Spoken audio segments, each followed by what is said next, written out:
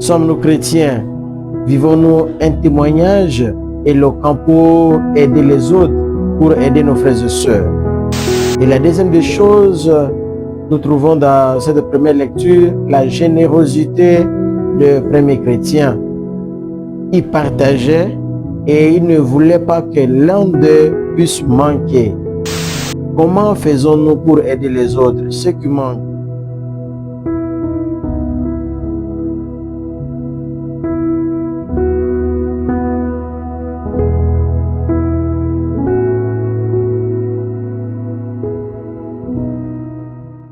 Au nom du Père et du Fils et du Saint-Esprit, Amen. Le Seigneur soit avec vous et avec votre esprit. Proclamation de l'Évangile de Jésus-Christ selon Saint Jean. Nous lisons au 3e chapitre du 7e B jusqu'au 15e verset. En ce temps-là, Jésus disait à Nicodème, « Il vous faut naître d'en haut. Le vent souffle où il veut, tu entends sa voix, mais tu ne sais ni d'où il vient, ni où il va. Il en est ainsi pour qui est né des souffles de l'esprit. » Nicodème reprit, « Comment cela peut-il se faire? » Jésus lui répondit, « Tu es un maître qui enseigne Israël et tu ne connais pas ces choses-là. Amen, amen, je te le dis. Nous parlons de ce que nous sommes. Nous témoignons de ce que nous avons vu et vous ne recevez pas notre témoignage. Si vous ne croyez pas lorsque je vous parle des choses de la terre, comment croirez-vous quand je vous parlerai des choses du ciel? Car nul n'est monté au ciel, sinon celui qui est descendu du ciel, le Fils de l'homme. De même que le serpent de bronze fut élevé par Moïse dans le désert, ainsi faut-il que le Fils de l'homme soit élevé, afin qu'à lui tout homme qui croit ait la vie éternelle. Acclamons la parole de Dieu. Louange à toi, Seigneur Jésus.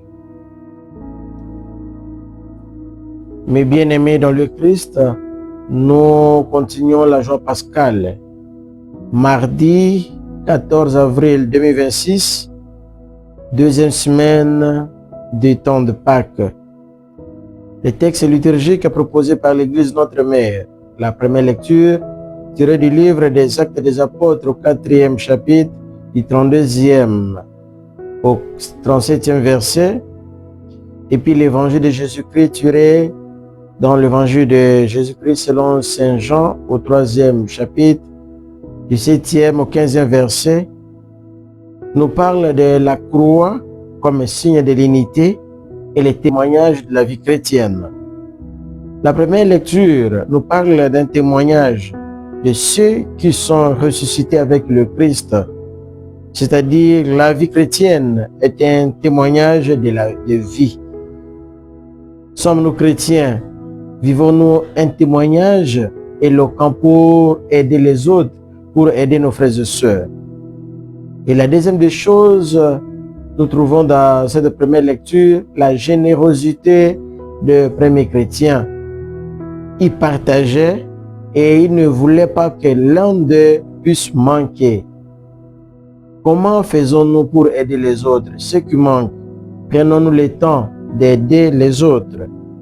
Et dans l'évangile, la suite de l'évangile d'hier, nous avons suivi la conversation entre Jésus et Nicodème. Aujourd'hui, Jésus rassure à Nicodème cette nouvelle naissance. Nous la trouvons en Jésus.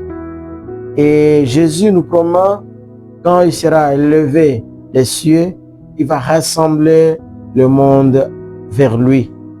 Mes bien-aimés, la croix de Jésus, la mort et la résurrection de Jésus sont devenus pour nous le signe d'une nouvelle vie. Être chrétien, c'est être témoin de cette bonne nouvelle. Que le Seigneur nous aide au cours de cette journée, afin que nous soyons des témoins de sa résurrection et que nous puissions donner une nouvelle image au monde qui transformera notre vie. Nous vous souhaitons une bonne journée et un bon mardi chez vous. Merci.